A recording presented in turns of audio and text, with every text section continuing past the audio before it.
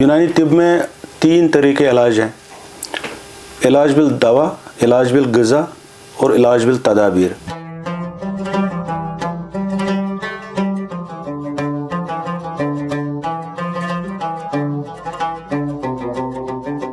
आज की मुलाकात के एक और शुमारे में आप सबका इस्तकबाल। आज हमारे साथ स्टूडियो में मौजूद हैं डॉक्टर अल्ताफ़ शाह, जो पेशे से एक यूनानी डॉक्टर हैं।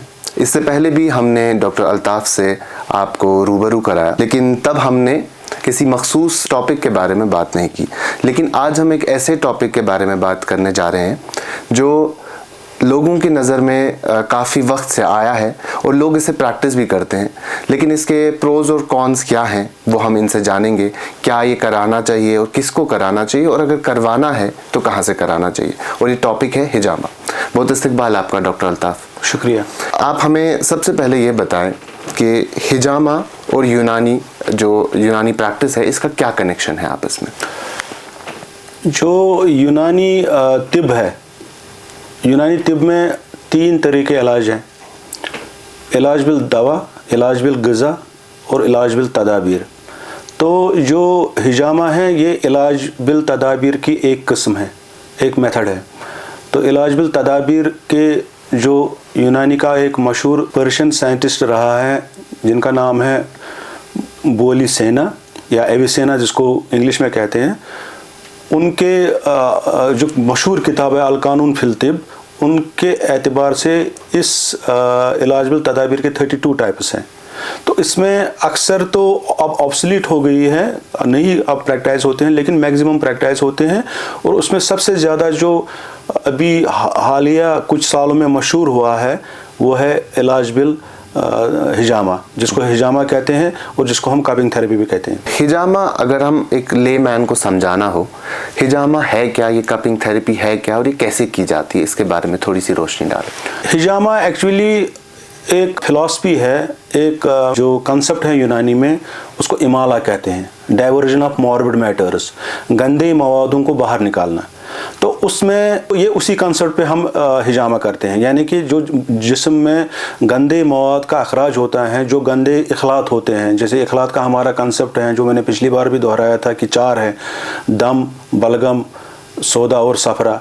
ये कभी आल्टर हो जाते हैं, कभी एबनॉर्मल हो जाते हैं। तो इनकी एक्यूमुलेशन को कम करने के लिए, इनकी एबनॉर्मलिटी को कम करने के लिए हम उस मॉर्बिड मैटर को, उस गंदे मवाद को, उस तॉफनी मवाद को, उस इन्फेक्टेड मवाद को डाइवर्ट करते हैं टू द हेल्दी टिश्यूज़, ताकि उस हेल्दी टिश्यूज़ में या तो उसको डाइवर्ट करके उस हेल्दी टिश्यूज़ में ये डिज़ोल्व हो जाता है, ये एब्जॉर्प्शन हो जाता है और नेचुरली रेजोल्यूशन हो जाता है डिजीज़ का, या इसका कभी कभी इवैक्यूएशन करना पड़ता है।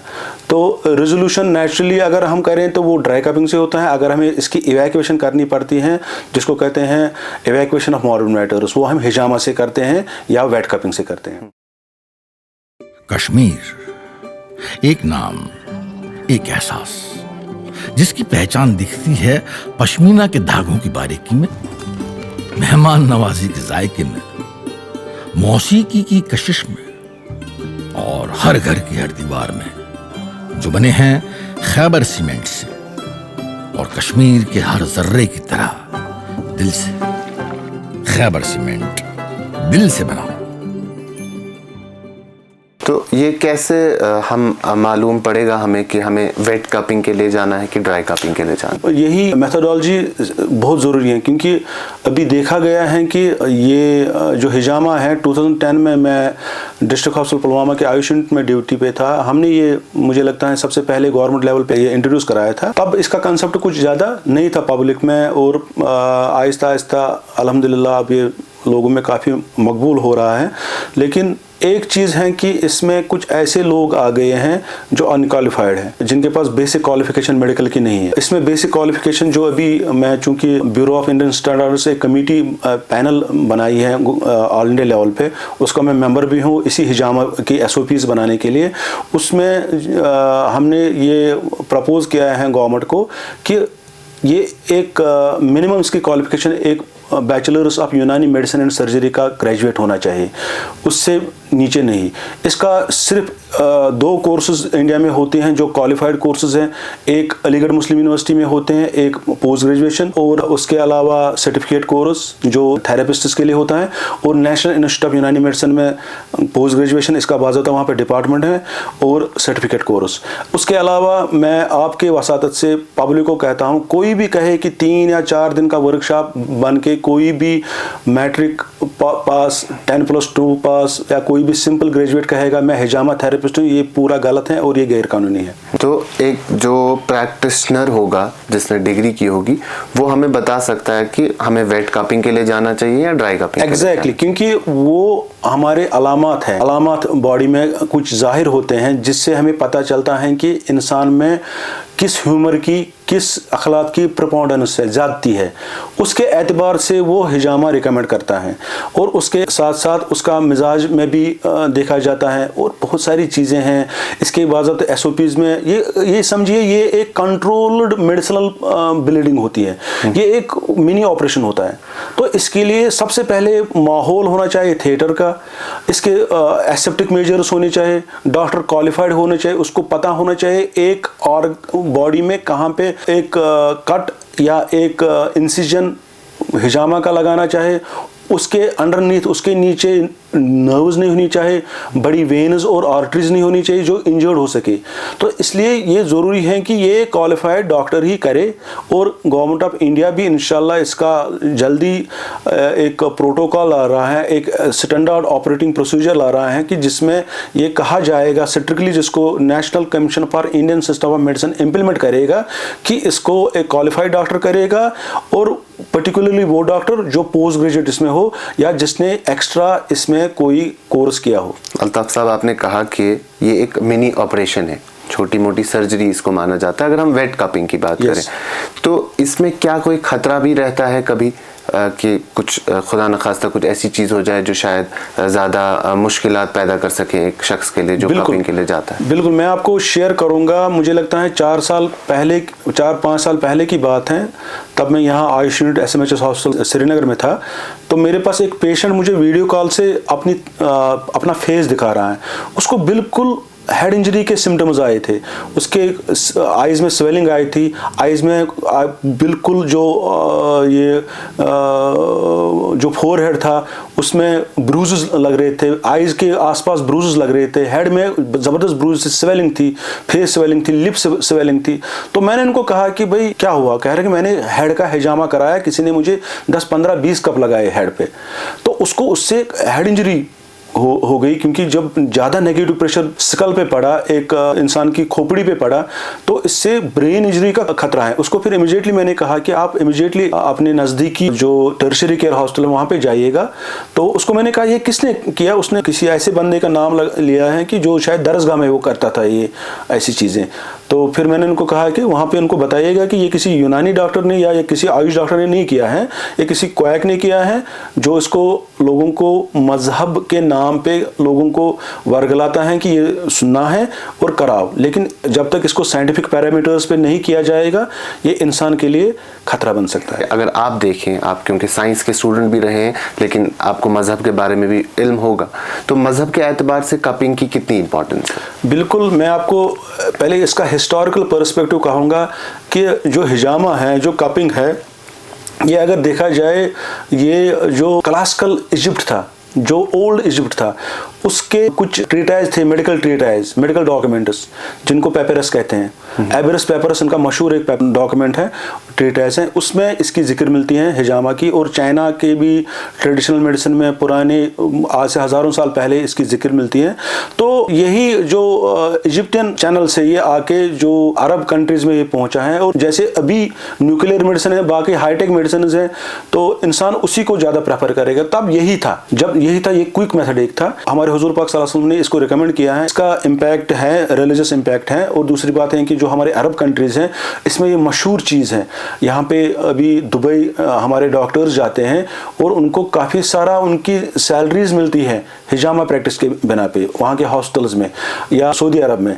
तो वहाँ पे अच्छी खासी इनको फीस मिलती है। सबसे बड़ा एहतियात इंसानी जान को बचाना है, इंसान को कोई और मोजी मरज ना खड़ा हो, इसलिए एक क्वालिफाइड डॉक्टर के पास ही जाएं जो क्वालिफाइड। पर्टिकुलरली मैं तो बीइंग ए गवर्नमेंट सर्वेंट, मैं तो यही कहूँगा कि हमारे पास हेल्थ एंड वेलनेस सेंटर्स हैं, गवर्नमेंट हॉस्पिटल्स और मेडिकल कॉलेज में आयुष यूनिट्स हैं, हमारे पास 50 बेड यूनानी हॉस्पिटल हैं, वहाँ पे हर जगह इसकी फैसिलिटी फ्री ऑफ कॉस्ट मौजूद है। और वहाँ पे स्ट्रिक्ट एसेप्टिक मेजर्स में, थिएटर एनवायरनमेंट में वहाँ पे ये प्रोसीजर्स होते हैं और वहाँ पे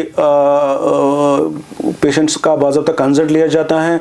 पेशेंट को पहले देखते हैं क्या ये हिजामा कराने के लायक है, क्योंकि इसमें बहुत सारे डूज हैं, बहुत सारे डोंट्स हैं। कौन से वो लोग हैं जिन्हें हिजामा नहीं करवाना चाहिए? देखिए, छोटे बच्चों को तो हिजामा करना नहीं चाहिए।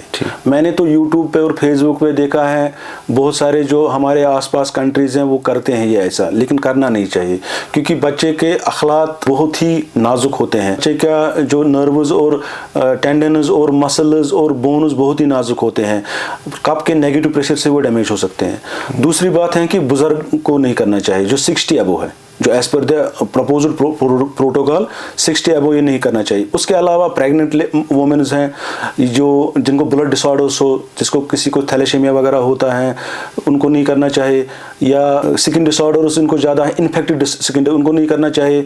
जो कैंसर के पेशेंट्स हो उनको नहीं करना चाहिए, जो ट्यूबरकुलोसिस के पेशेंट हो इनको नहीं करना चाहिए, क्योंकि पर्टिकुलरली मैं कहूँगा कि बोन कैंसर्स में बोन पेन्स बहुत होते हैं और कुछ लोग कुछ कोएक्स इसमें ये करते हैं, लेकिन इससे मेटास्टेसिस का ज़्यादा खतरा होता है कैंसर का। और ऐसे ही ट्यूबरकुलर जो बोन डिजीज होती हैं उनमें ये नहीं करना चाहिए। तो ये कुछ लोग हैं जिन्हें अवॉइड करना चाहिए, जिनको अवॉइड करना चाहिए, इन डिसऑर्डर्स में नहीं करना चाहिए। और जैसे आपने एक चीज़ बताई कि आपके वेलनेस सेंटर्स हैं, यूनानी हॉस्पिटल्स हैं, तो प्रेफर करना चाहिए लोगों की वहाँ जाएं, वहाँ क्योंकि आपके हिसाब से वहाँ वो डॉक्टर्स हैं जो सर्टिफाइड हैं। एग्जैक्टली। एक्चुअली सबसे बड़ी बात है कि हमारे पास इस वक्त जो वेलनेस सेंटर्स पे लगभग 40 to 50% डॉक्टर्स वो पोस्ट ग्रेजुएट हैं, और कुछ डॉक्टर्स हमारे पास डॉक्टरल उन्होंने डिग्रीज हासिल की हैं और उन्होंने बड़ी मेहनत से डिग्रीज हासिल की हैं। उनकी नज़र, उनकी पहुंच यूनानी पे बहुत अच्छी होती है। और जो अपने आप को ख़ानदानी हकीम कहता है, जो अपने आप को हकीम कहता है, जो अपने आप को कोई और चीज़ कहता है, वैद कहता है, पहले देखा जाए क्या ये इनके पास ये क्वालिफिकेशन है, क्योंकि ये तो अंडर NCISM एक्ट भी हैं और CCISM एक्ट जो गवर्नमेंट ऑफ इंडिया ने मुरतब किए हैं उनके हिसाब से भी ये देखना चाहिए। कोई भी ऐसा इंसान जो क्वालिफाइड, जिसके पास डिग्री ना हो, बैचलर्स डिग्री ना हो, क्योंकि डिप्लोमा तो कोई है ही नहीं किसी जगह लॉ में, चाहे वो आयुष की कोई भी डिग्री हो, आयुर्वेदा हो, योगा हो, यूनानी हो, सिद्धा एंड होम्योपैथी हो, वो प्रैक्टिस नहीं कर सकता है, वो क्लेम नहीं कर सकता है कि मैं इसका प्रैक्टिशनर हूँ। और इसलिए अगर आप किसी को हिजामा करवाना हो, ये हमारी थेरेपीज का हिस्सा है। यही नहीं, हमारे पास हिजामा के साथ और भी बहुत सारी चीज़ें हैं, जैसे इनकबाब है, तकमीद है, जो जैसे टकोर करते हैं, या जो भी स्पा है इस वक्त मॉडर्न वर्ल्ड में जो स्पा साइंस है, ये पूरा इसी से तो निकला है, इन्हीं चीज़ों से निकला है। और पंचकर्मा, तो हमारे पास डिस्ट्रिक्ट हॉस्पिटल्स में पर्टिकुलरली पंचकर्मा की भी फैसिलिटीज़ होती है, और आयुर्वेदिक हॉस्पिटल में हमारे पास पंचकर्मा की फैसिलिटी है। जम्मू में अभी इंशाल्लाह हमारे बारामूला में भी गवर्नमेंट ऑफ JND के आयुर्वेदिक हॉस्पिटल और मेडिकल कॉलेज खोलने जा रहा है, वहाँ पे भी इसकी फैसिलिटी होगी। हमारी पंचकर्मा की फैसिलिटी यूनानी हॉस्पिटल में भी है, वहाँ पे रेजिमेंटल थेरेपीज या इसको इलाजबल तदबीर भी कहते हैं, वहाँ पे इसकी भी फैसिलिटीज़ हैं। SMHS हॉस्पिटल, JLNM हॉस्पिटल, वहाँ पे फैसिलिटीज है। हर एक डिस्ट्रिक्ट हॉस्पिटल में फैसिलिटीज़ हैं। और हमारे Ayush health and wellness centres हैं, वहाँ पे हमारे डॉक्टर्स साहिबान हैं, वहाँ पे इसकी फैसिलिटीज़ हैं, वहाँ पे बाज़ाब्ता इसके टेस्ट पहले किए जाते हैं। ये नहीं कि अंधाधुंध किसी को भी हिजामा करे। मेरा एक सवाल है कि वो शख्स जो हिजामा करने जाता है, और ऐसा भी कहा जाता है कि ये बहुत सारी बीमारियों का इलाज है, तो क्या ऐसी बीमारियां हैं जिनको हिजामा से क्योर किया जा सकता है? देखिए, मैंने अभी पहले ही कहा है कि हिजामा जो है, ये जो इवैक्यूएशन होता है मॉर्बिड मैटर का, इसका ये हल है। तो जहाँ पे भी हमें लगे कि यहाँ पे मवाद गंदा है बॉडी में, वो निकालना चाहिए। और ये हमेशा पेरिफेरल बॉडी में ही होता है, इंटरनल बॉडी में तो हम असेसमेंट कर नहीं सकते हैं। तो पर्टिकुलरली जो हमारे शानों पे है, सबसे ज़्यादा हिजामा किया जाता है, क्योंकि इसमें बहुत सारे लेयर्स होते हैं मसल्स का, और अंडरनीथ जो नर्व्स होते हैं, अंडरनीथ जो वेन्स होते हैं, जो वाइटल आर्टरीज होती हैं, वो डैमेज होने का खतरा नहीं होता है। और उसके अलावा पेशेंट ही बताता है, पेशेंट के कॉन्स्टिट्यूशनल सिम्टम्स ही बताते हैं कि इसमें किस ह्यूमर की ज़्यादती है। अगर हम पर्टिकुलरली जिसको दम की जाती हो या ब्लड की जाती हो उसको हम ये कराते हैं। पर्टिकुलरली बहुत सारे लोग हमारे पास आते हैं कि हमें हीमोग्लोबिन बहुत ज़्यादा इंक्रीज हो गया है, तो उनको हम ये हिजामा रिकमेंड करते हैं। ऑल्दो वो ब्लड डोनेशन भी करते हैं, लेकिन हिजामा उनको भी हम कर सकते हैं। दूसरी बात ये है कि ये तो हुआ है कि जो हम प्रोफिलैक्टिक मेजर्स करते हैं, जिसको हम कहते हैं एहतियाती हिजामा, तो पहले एहतियाती तौर पर भी कर सकते हैं। पर्टिकुलरली जो विंटर के निकलने के बाद, मैं ऐसे इलाकों की बात करूं जहां पे विंटर प्रॉपरली होता है, जैसे वेस्ट वगैरह होता है, टर्की होता है, तो उसमें विंटर के बाद ये करना चाहिए। आपने भी देखा होगा कि नवरोज पे सभी लीचिंग वगैरह कराते हैं। लीचिंग से बेटर है अगर वो पहले हमाम करवाएं और उसके बाद हिजामा करवाएं। ये सबसे अच्छी प्रोफिलैक्सिस है बहुत सारे डिजीज के लिए। और ये तो हुआ प्रोफिलैक्सिस, जिसको हम हिफाजती हिजामा कहेंगे। दूसरा है जो इलाज है इसका, जो इलाज के तौर पर जो हिजामा किया जाता है, उसमें हम पेशेंट को पहले देखते हैं, उसके नब्ज के तौर पे उसको नब्ज देखते हैं, उसका कारूरा यूरिन है, उसका एग्जामिनेशन करके यूनानी मेथोडोलॉजी के हिसाब से, और उसका मिजाज और ह्यूमरस का असेसमेंट करके फिर हम हिजामा का तायन करते हैं कि इसको कहाँ पे और किस टाइप का हिजामा करना चाहिए। तो वही हिजामा कामयाबी रहता है। वही हिजामा में अगर हम क्लेम करें कि ये बहुत सारी डिजीज़ में ये हिजामा मुनाफा बख्श है, तो हम गलत नहीं हैं। लेकिन अंधाधुंध इंसान के जिस्म पे कपों को चिपकाना और उसको खून निकालना, ये मुझे लगता है एक किस्म की दरिंदगी होगी, ये एक डॉक्टरी नहीं हो सकती। हम भी अक्सर देखते हैं सोशल मीडिया से के ज़रिए कि बहुत जगहों पे हिजामा प्रैक्टिस किया जाता है और बहुत सारे सेंटर्स हैं अक्रॉस जम्मू एंड कश्मीर, अगर हम जम्मू कश्मीर की बात करें। और आपने जैसा कहा कि बहुत जगहों पे ऐसे लोग भी होते हैं जो शायद डिग्री होल्डर्स नहीं होते हैं और वो लोग करते हैं। तो ये बहुत ज़रूरी था जानना कि हमें कहाँ जानना चाहिए और किस डॉक्टर के पास जाना चाहिए और क्या क्या चीज़ें हैं जिनको हमें जहन में रखना चाहिए हिजामा करने से पहले। आज के वक्त में जो सर्दियां रहती हैं या ओवरऑल हम अगर देखें, बड़े बूढ़े बुजुर्ग जो हैं, जो घुटनों का दर्द, जोड़ों का दर्द है वो बहुत कॉमन है। कमर का दर्द है, शोल्डर्स में पेन है, सब लोग बॉडी एक बहुत कंप्लेन करते हैं। क्या हिजामा हेल्प करता है बॉडी एक को कम करने में या जॉइंट पेन को कम करने? मेरे ज़ाती तजुर्बे के हिसाब से हिजामा सबसे ज़्यादा मस्कुलोस्केलेटल डिसऑर्डर्स में ही बहुत अच्छा कारगर है और रिजल्ट ओरिएंटेड है। पर्टिकुलरली जो हमारे कमर के दर्द हैं, गर्दन के दर्द हैं, शोल्डर का पेन है या घुटनों का दर्द है, इनमें बहुत अच्छा इसका ये इफेक्ट है। मेथोडोलॉजी मेरी जो ज़ाती तौर पर है, कुछ दिनों तक पेशेंट को सिर्फ यही थेरेपीज कराते हैं। अगर उसको माइल्डर पेन्स हैं, उसको कोई भी इंटरनल मेडिकेशन, आयुष मेडिकेशन, यूनानी मेडिकेशन नहीं देते हैं। हम पहले देखते हैं ये कैसा रेस्पॉन्ड करेगा। सिर्फ जो हम ट्रीटमेंट साइंस मेडिकेशन देंगे, जो हम मेडिकेशन के बगैर, जो हम ऑरल मेडिकेशन के बगैर जो इसको ट्रीटमेंट देंगे, ये कैसा एक्सटर्नल मेडिकेशन को कैसे ये रेस्पॉन्ड करेगा। अगर 7 से 10 दिन तक इसने रेस्पॉन्ड किया और हमारा एक पेन स्केल होता है असेसमेंट के लिए, अगर ये पेन स्केल बिलो 5, बिलो 4 हो गया तो हम इसको यही कैरी ऑन कराने के लिए कहते हैं।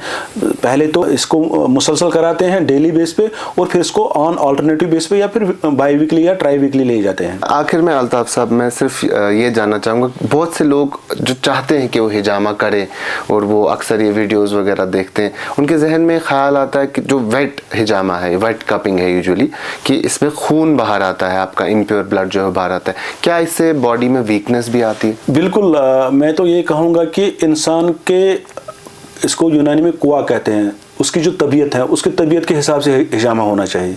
ये नहीं कि एक इंसान एनीमिक है, एक इंसान रिनल फेलियर का पेशेंट है, एक इंसान लिवर फेलियर का पेशेंट है, एक इंसान कार्डियक फेलियर का पेशेंट है और हम उसको हिजामा करें, ऐसा कभी नहीं करना चाहिए।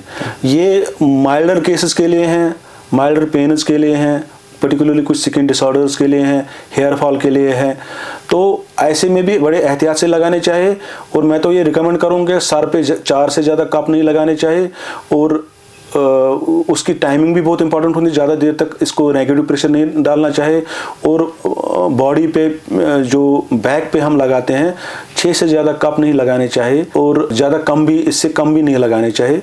तो ज़्यादा कप लगाने के ये नुकसानात हैं, क्योंकि इंसान को ज़्यादा ब्लीडिंग हो जाती है और उसको वो शॉक में जाने का उसका खतरा रहता है, उसको बाकी और ज़्यादा नर्वस डैमेज होने का खतरा होता है। स्पाइनल कार्ड पे नहीं लगाने चाहिए, कोशिश करनी चाहिए जो स्पाइन है हमारा उस पर नहीं लगाने चाहिए, इससे डिस्क प्रोलैप्स होने का खतरा होता है। ऐसे भी हमने बहुत सारे केसेस देखे हैं। और सर पे अगर लगाएं तो कोशिश करें कि एक क्वालिफाइड और एक हाईली एक्सपीरियंस्ड डॉक्टर हो, और या गवर्नमेंट का सेंटर हो या ऑथराइज सेंटर हो, वहाँ पे जाएं, वहाँ पे हिजामा करवाएं, क्योंकि सर बहुत ही सेंसिटिव एरिया है। बहुत सारे लोग इसको फेस पे भी करवाते हैं, करना चाहिए लेकिन माइल्ड कपिंग करनी चाहिए।